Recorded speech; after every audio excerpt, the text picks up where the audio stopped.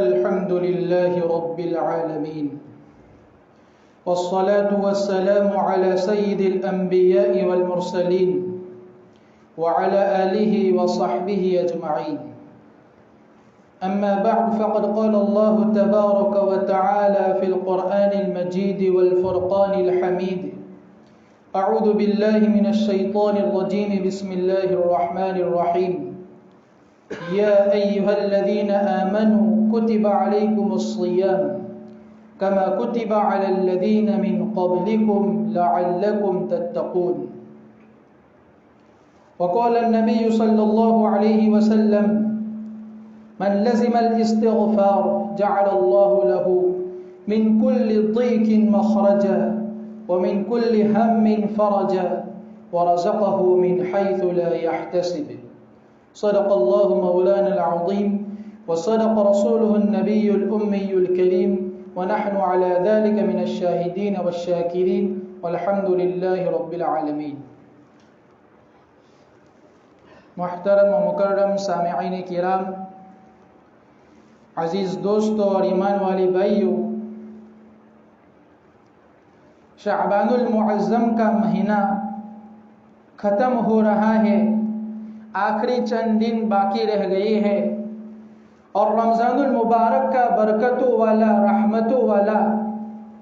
اور بڑی فضیلتوں والا مہینہ شروع ہو رہا ہے۔ اس لیے مناسب معلوم ہوتا ہے کہ اس ماہ مبارک کے بارے میں کچھ فضیلتیں اور کچھ خصوصیتیں بیان کر دی جائے تاکہ اس مہینے کی جو فضیلتیں ہیں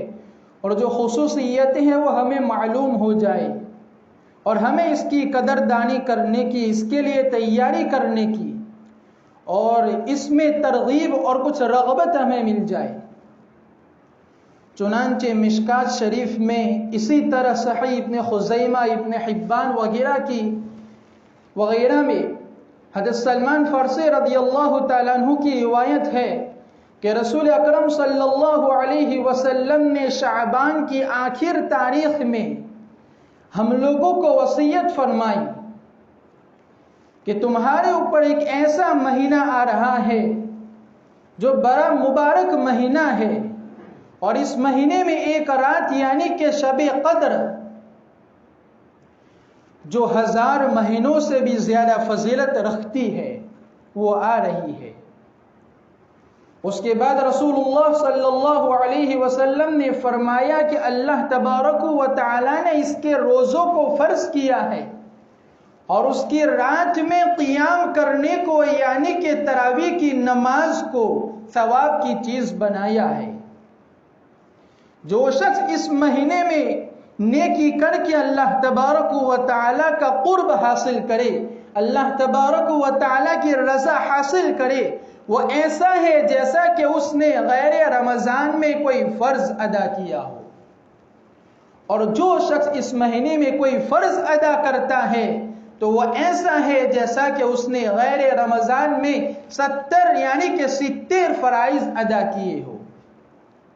اس کے بعد فرمایا کہ یہ مہینہ صبر کا مہینہ ہے اور صبر کا بدلہ جنت ہے۔ یہ مہینہ لوگوں کے ساتھ ہمدردی اور غمخواری کرنے کا مہینہ ہے۔ اس مہینے میں مومن کا رزق بڑھا دیا جاتا ہے۔ جو شخص کسی روزے دار کو روزہ افطار کراتا ہے تو یہ اس کے لیے اس کی مغفرت کا، اس کے گناہوں کے معاف ہونے کا اور جہنم سے خلاصی کا سبب بن جائے گا، اور روزہ ادا کرانے والے کو روزے دار کے برابر ثواب دیا جائے گا، لیکن روزے دار کے ثواب میں سے کچھ بھی کمی نہیں کی جائے گی۔ نبی پاک صلی اللہ علیہ وسلم نے جب یہ چیز بتلائی روزے دار کو روزہ افطار کرانے کی فضیلت کے بارے میں، تو صحابہ نے عرض کیا کہ یا رسول اللہ، ہم میں سے ہر شخص اس بات کی استطاعت اور وسعت نہیں رکھتا کہ وہ روزے دار کو روزہ افطار کرائے۔ تو رسول اکرم صلی اللہ علیہ وسلم نے ارشاد فرمایا کہ روزہ افطار کرانے سے پیٹ بھر کر کھلانا مطلوب نہیں ہے، بلکہ اللہ تبارک و تعالی یہ ثواب تو ایک کھجور کھلانے سے یا ایک گھونٹ پانی پلانے سے بھی مرحمت کر دیتا ہے۔ اس کے بعد رسول اقدس صلی اللہ علیہ وسلم نے ارشاد فرمایا کہ یہ مہینہ ایسا مہینہ ہے کہ اس کا اول حصہ اللہ تبارک و تعالیٰ کی رحمت ہے، دوسرا حصہ اللہ تبارک و تعالیٰ کی طرف سے مغفرت کا ہے، اور تیسرا حصہ جہنم سے، آگ سے خلاصی کا ہے، نجات کا ہے۔ اس کے بعد رسول اقدس صلی اللہ علیہ وسلم نے فرمایا کہ ایک ایسا مہینہ ہے کہ اگر کوئی شخص اس مہینے میں اپنے خادم، اپنے ملازم، اپنے نوکر وغیرہ کے بوجھ کو ہلکا کرے گا، اس کے لیے آسانی کرے گا، اپنے ہاتھ نیچے کام کرنے والوں پر ان کے کاموں میں تخفیف کر دے گا، تو اللہ تبارک و تعالی اس کی مغفرت کر دیتے ہیں اور اس کو جہنم سے نجات عطا فرماتے ہیں۔ اس کے بعد فرمایا کہ اے مسلمانوں، اس مہینے میں چار چیزوں کی کثرت کیا کرو۔ ان میں سے دو چیزیں تو اللہ تبارک و تعالیٰ کی رضا کے واسطے ہیں، اور دو چیزیں ایسی ہیں جس سے تمہیں کوئی چارہ کار نہیں۔ پہلی دو چیزیں یہ ہیں جس سے تم اللہ تبارک و تعالیٰ کی رضامندی حاصل کرو، جس سے تم اللہ تبارک و تعالیٰ کو راضی کر لو، وہ کلمہ طیبہ اور استغفار کی کثرت ہے۔ اور دوسری دو چیزیں جن سے تمہیں کوئی چارہ کار نہیں، وہ یہ ہے، اس میں سے پہلی یہ ہے کہ تم اس مہینے میں کثرت سے اللہ تبارک و تعالیٰ سے جنت مانگو اور جہنم سے پناہ مانگو۔ اس کے بعد رسول اقدس صلی اللہ علیہ وسلم نے ارشاد فرمایا کہ اگر کوئی رمضان المبارک کے مہینے میں روزے دار کو پانی پلائے گا تو اللہ تبارک و تعالیٰ کل قیامت کے دن اسے حوض کوثر سے ایسا پانی پلائے گا کہ جنت میں داخل ہونے تک اسے پیاس نہیں لگے گی۔ حضرات گرامی، اس حدیث پاک میں بہت سی باتیں قابل غور ہے۔ اولاً تو یہ کہ نبی کریم صلی اللہ علیہ وسلم کا اہتمام کہ شعبان کی آخر تاریخ میں خاص طور پر لوگوں کو متنبہ کیا، تنبیہ فرمائی، تاکہ رمضان المبارک کا ایک لمحہ بھی غفلت سے نہ گزر جائے۔ اور رمضان المبارک کی فضیلت کے بعد دوسرے چند امور کی طرف خاص طور پر توجہ فرمائی۔ اس میں سے ایک شب قدر کی طرف اشارہ کیا کہ حقیقت میں یہ بڑی مبارک، یہ بڑی برکت والی رات ہے، اور اس کے بعد تراویح کی تاکید فرمائی۔ نماز تراویح حضور اقدس صلی اللہ علیہ وسلم کی ایک مستقل سنت ہے۔ بعض لوگوں کا یہ نظریہ اور یہ خیال ہے کہ ہم جلدی سے 8-10 دنوں میں تراویح کی نماز پڑھ لیں اور پھر ہماری چھٹی، یہ نظریہ بالکل غلط ہے۔ یہ بات دھیان رہنی چاہیے، یاد رکھنی چاہیے کہ یہ دونوں سنتیں مستقل الگ الگ ہے۔ پورے کلام مجید کو تراویح میں سننا یا پڑھنا یہ ایک مستقل سنت ہے، اور پورے رمضان المبارک میں تراویح پڑھنا یہ ایک الگ سنت ہے۔ لہذا ایسی صورت میں تو ایک سنت پر ہمارا عمل ہوگا لیکن دوسری سنت پر ہمارا عمل نہیں ہو رہا ہے۔ ہاں، یہ بات ضرور ہے کہ جن لوگوں کو اس ماہ مبارک میں سفر درپیش رہتا ہے یا کوئی ایسا عذر ہے کہ وہ روزانہ کسی ایک مسجد میں نماز تراویح ادا نہیں کر سکتے، ان کے لیے مناسب ہے، ان کا یہ عذر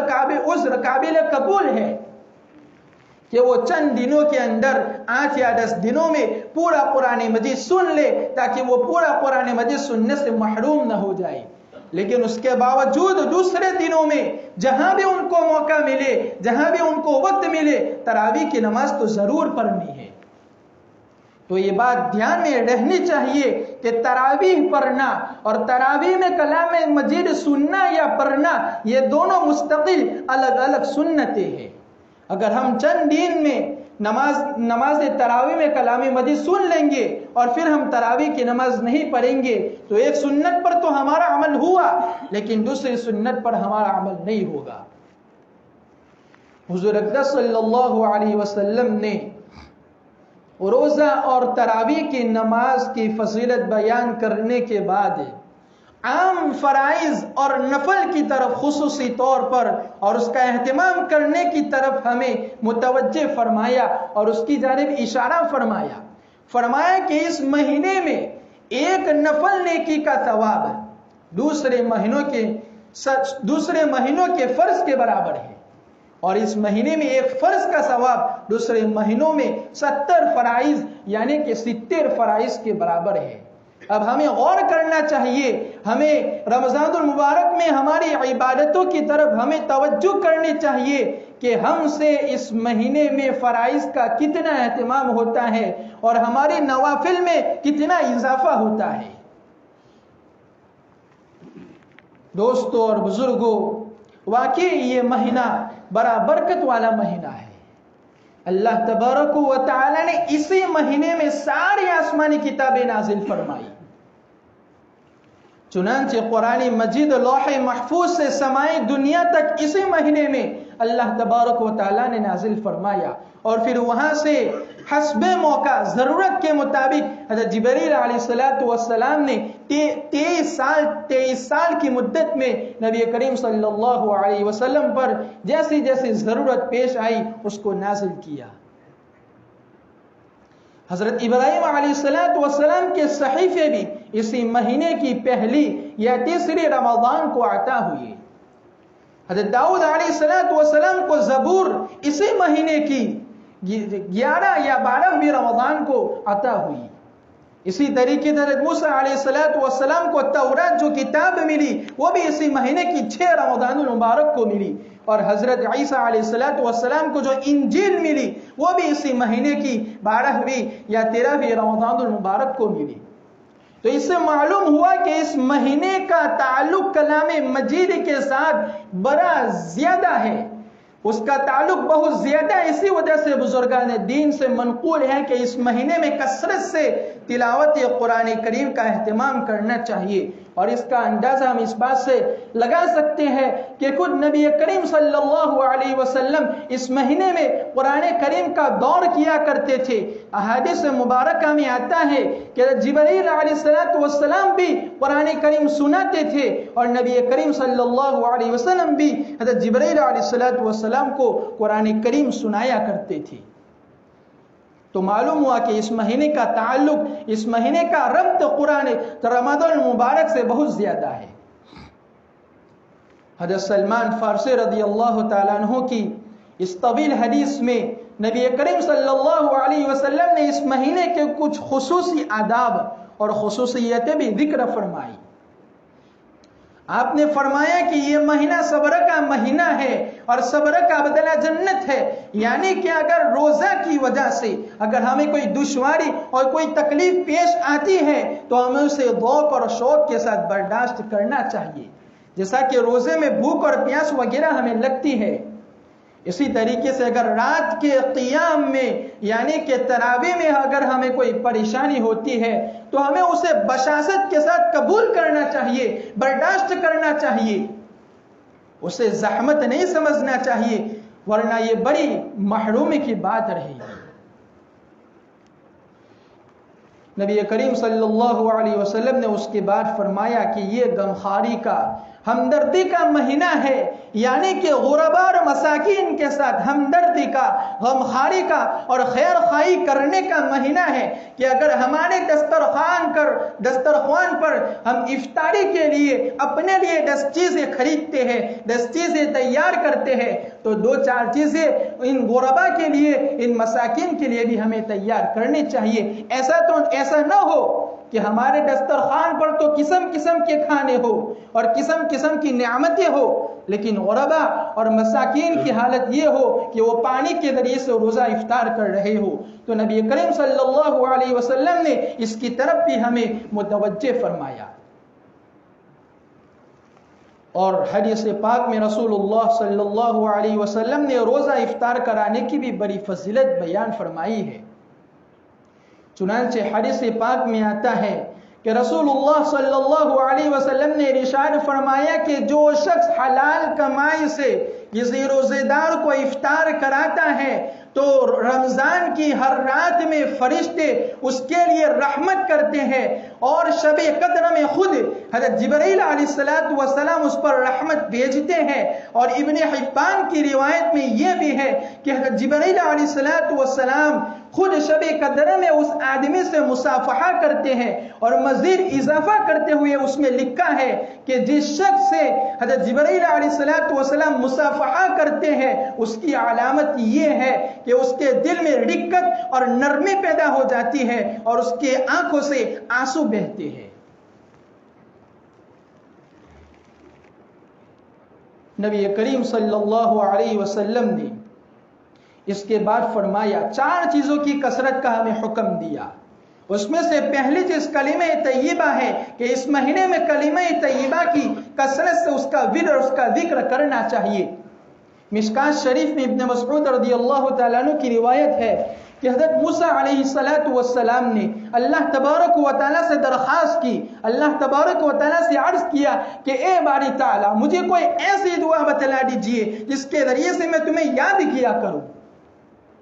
تو اللہ تبارک و تعالیٰ نے فرمایا کہ لا الہ الا اللہ کا کثرت سے ورد کیا کرو۔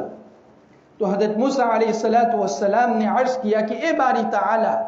یہ کلمہ تو تیرے ہر بندے کہتے ہی ہے، ہر بندے اس کلمے کو پڑھتے ہیں، میں نے تو کوئی خاص ذکر اور کوئی خاص دعا کی درخواست کی تھی۔ تو اللہ تبارک و تعالیٰ نے ارشاد فرمایا کہ اے موسیٰ اگر 7 آسمان اور اس کو آباد کرنے والے یعنی کہ ملائکہ اور 7 زمین وغیرہ ایک پلڑے میں رکھ دی جائے اور دوسرے پلڑے میں کلمہ طیبہ کو رکھ دیا جائے تو کلمہ طیبہ والا پلڑا جھک جائے گا۔ تو کلمہ طیبہ کی اس سے ہمیں اہمیت معلوم ہوتی ہے کہ یہ کلمہ کتنا وزنی کلمہ ہے۔ اس کے بعد دوسری چیز رسول اقدس صلی اللہ علیہ وسلم نے فرمائی کہ اس مہینے میں کثرت سے ہمیں استغفار کرنا چاہیے، اور احادیث مبارکہ میں کثرت سے استغفار کرنے کی بڑی فضیلت آئی ہے۔ اللہ کے رسول صلی اللہ علیہ وسلم نے ارشاد فرمایا کہ جو بندہ استغفار کو لازم پکڑ لیتا ہے، کثرت سے استغفار کرتا ہے، من لزم الاستغفار جعل اللہ له من كل ضیق مخرجا، اللہ تبارک و تعالیٰ اس کو ہر تنگی سے، ہر پریشانی سے نکلنے کا کوئی نہ کوئی راستہ نکال دیتے ہیں، وَمِن كُلِّ هَمٍّ فَرَجًا، اور ہر پریشانی سے اور ہر غمی سے اسے نجات دیتے ہیں، وَرَزَقَهُ مِنْ حَيْثُ لَا يَحْتَسِبُ، اور اس کو ایسی جگہ سے روزی اور اس کا رزق دیتے ہیں کہ اس کا وہم و گمان بھی نہیں ہوتا ہے۔ اسی طرح حدیث میں آتا ہے کہ آدمی تو گنہگار ہوتا ہی ہے، وَخَيْرُ الْخَطَّائِينَ، بہترین گنہگار وہ ہے جو گناہ کرنے کے بعد توبہ کرتا ہے اور استغفار کرتا ہے۔ مسند احمد کی روایت ہے، حضرت ابو ہریرہ رضی اللہ تعالیٰ عنہ نبی کریم صلی اللہ علیہ وسلم سے نقل کرتے ہیں کہ اللہ کے رسول صلی اللہ علیہ وسلم نے ارشاد فرمایا کہ میری امت کو رمضان المبارک کے بارے میں 5 انعامات اور 5 خصوصیتیں ایسی عطا کی گئی، ایسی دی گئی ہے کہ پچھلی کسی امت کو یہ 5 خصوصیتیں اور یہ 5 چیزیں نہیں دی گئی۔ پہلا انعام تو یہ کیا گیا، پہلے خصوصیت یہ دی گئی کہ روزے دار کے منہ کی بدبو اللہ تبارک و تعالیٰ کے نزدیک مشک کی خوشبو سے زیادہ پسندیدہ ہے، اور دوسری خصوصیت یہ ہے کہ روزے دار کے لیے دریا کی مچھلیاں تک مغفرت کرتی ہے، اور بعض احادیث میں فرشتوں کا ذکر ملتا ہے، اور یہ افطار کے وقت تک ان کے لیے دعائیں مغفرت کرتی رہتی ہے۔ اور تیسری خصوصیت یہ بیان کی گئی کہ اس مہینے میں جنت کو روزے داروں کے لیے آراستہ کیا جاتا ہے، مزین کیا جاتا ہے، سجایا جاتا ہے، اور اللہ تعالیٰ ارشاد فرماتے ہیں ان قریب میرے نیک بندے اس دنیاوی مشقت کو پھینک کر میری طرف آنے والے ہیں۔ اور چوتھی خصوصیت یہ ہے کہ اس میں سرکش شیاطین کو قید کر دیا جاتا ہے تاکہ وہ دوسرے مہینوں میں جن برائیوں تک پہنچتے ہیں وہ اس مہینے میں ان برائیوں تک نہیں پہنچ پاتے، اور 5ویں خصوصیت یہ بیان کی گئی کہ اس مہینے کی آخری رات میں روزے داروں کی مغفرت کر دی جاتی ہے۔ صحابہ نے عرض کیا یا رسول اللہ کیا یہ شب مغفرت شب قدر ہے؟ اللہ کے رسول نے فرمایا نہیں، بلکہ دستور، اصول اور قانون اور قاعدہ اور ضابطہ یہ ہے کہ مزدور کی مزدوری کام ختم کرنے پر اس کو دے دی جاتی ہے۔ تو اللہ تبارک و تعالیٰ پورے مہینے بندوں نے جو عبادت کی اس کی مزدوری آخری رات میں عطا کر دیتے ہیں۔ حضرت کعب رضی اللہ تعالیٰ عنہ کی روایت ہے کہ نبی کریم صلی اللہ علیہ وسلم نے ایک مرتبہ ہمیں ارشاد فرمایا کہ منبر سے قریب ہو جاؤ، چنانچہ ہم لوگ حاضر ہو گئے۔ اللہ کے رسول نے جب منبر کی پہلی سیڑھی پر قدم رکھا تو آمین کہا، دوسری سیڑھی پر قدم رکھا تو پھر آمین کہا، تیسری سیڑھی پر قدم رکھا تو پھر آمین کہا۔ جب خطبے سے فارغ ہو کر نبی کریم صلی اللہ علیہ وسلم منبر سے نیچے اترے، صحابہ نے عرض کیا کہ ہم نے اللہ کے رسول سے پوچھا کہ اللہ کے رسول آج ہم نے آپ کو منبر پر چڑھتے ہوئے ایسی بات سنی ہے کہ اس سے پہلے ہم نے کبھی ایسی بات آپ سے نہیں سنی، ایسا منظر ہم نے کبھی نہیں دیکھا۔ اللہ کے رسول نے فرمایا کہ اس وقت حضرت جبرائیل علیہ السلام میرے سامنے آ گئے تھے، جب میں نے پہلی سیڑھی پر قدم رکھا تو انہوں نے یہ کہا کہ ہلاک و برباد ہو جائے وہ شخص جس کو رمضان المبارک کا یہ مبارک اور برکت والا مہینہ نصیب ہوا پھر بھی وہ اپنی مغفرت نہیں کرا سکا۔ اس پر میں نے آمین کہا۔ پھر دوسری مرتبہ دوسری سیڑھی پر جب میں نے قدم رکھا تو جبریل علیہ السلام نے یہ بد دعا مانگی کہ ہلاک و برباد ہو جائے وہ شخص کہ جس کے سامنے اللہ کے رسول صلی اللہ علیہ وسلم کا ذکر مبارک ہو اور وہ آپ صلی اللہ علیہ وسلم پر درود نہ بھیجے۔ اس پر میں نے آمین کہا۔ پھر جب میں نے تیسری سیڑھی پر قدم رکھا تو حضرت جبرائیل علیہ السلام نے یہ بد دعا کی کہ ہلاک و برباد ہو جائے وہ شخص جس نے اپنے والدین کو یا ان میں سے کسی ایک کو بڑھاپے تک پایا لیکن اس کے باوجود ان کی خدمت کر کے اپنے آپ کو جنت کا مستحق نہ بنا سکا۔ تو اس پر میں نے آمین کہا۔ دوستو اور بزرگوں، اس حدیث پاک میں حضرت جبرائیل علیہ السلام نے 3 بد دعائیں کی اور نبی کریم صلی اللہ علیہ وسلم نے ان تینوں بد دعا پر آمین کہا۔ سوچنے کی اور غور کرنے کی بات ہے کہ حضرت جبرائیل علیہ السلام جیسے مقرب فرشتے کی بد دعا کیا کم تھی کہ پھر رسول اللہ صلی اللہ علیہ وسلم نے اس پر آمین کہہ کر اس بد دعا کو مزید سخت بنا دیا۔ اللہ تبارک و تعالی ہی ہمیں اپنے فضل سے ان 3 برائیوں سے بچائے اور ان 3 برائیوں سے ہماری حفاظت فرمائے۔ حدیث پاک میں رسول اللہ صلی اللہ علیہ وسلم نے ارشاد فرمایا، رمضان المبارک کی فضیلت بیان کرتے ہوئے اور روزے دار کی فضیلت بیان کرتے ہوئے کہ 3 لوگوں کی دعا اللہ تعالیٰ کبھی رد نہیں کرتی۔ اس میں سے ایک روزے دار کی دعا افطار کے وقت ہے، اور دوسری انصاف ور یعنی انصاف کرنے والا بادشاہ، اس کی دعا رد نہیں کرتے، اور تیسرا مظلوم آدمی جس پر ظلم کیا گیا ہو، اللہ تبارک و تعالیٰ اس کو بادلوں پر اٹھا لیتے ہیں اور اس کے لیے آسمان کے دروازے کھول دیے جاتے ہیں اور اللہ تعالیٰ فرماتے ہیں کہ میں تمہاری ضرورت ضرور پوری کروں گا اگرچہ کچھ دیر ہو جائے۔ دوستو اور بزرگوں، اس مہینے کی فضیلت تو بہت زیادہ ہے۔ آخر میں ایک فضیلت بیان کر کے اپنی بات کو ختم کرتا ہوں۔ الترغیب والترہیب میں حضرت ابن مسعود رضی اللہ تعالیٰ عنہ کی روایت نقل کی گئی ہے کہ رسول اللہ صلی اللہ علیہ وسلم نے ارشاد فرمایا کہ اس مہینے کی رات میں ایک منادی آواز لگاتا ہے کوئی خیر کا چاہنے ہو، اے خیر کے چاہنے والے متوجہ ہو، آگے بڑھ۔ اور پھر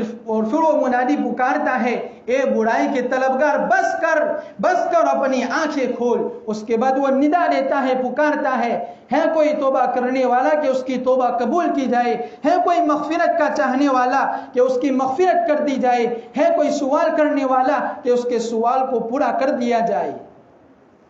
ایسی ندائیں مغرب سے لے کر صبح صادق تک یہ پکارنے والا پکارتا رہتا ہے۔ دوستو اور بزرگوں، یہاں ایک بات اور قابل غور اور ہمیں دھیان میں رکھنی ضرورت ہے کہ دعا کی قبولیت کے لیے بھی کچھ شرطیں ہیں. اگر یہ شرطیں فوت ہو جائیں تو ہماری دعا قبول نہیں ہوتی ہے بلکہ رد کر دی جاتی ہے. اور انہی شرائط میں سے ایک شرط حرام غذا ہے کہ اگر ہماری غذا حرام ہے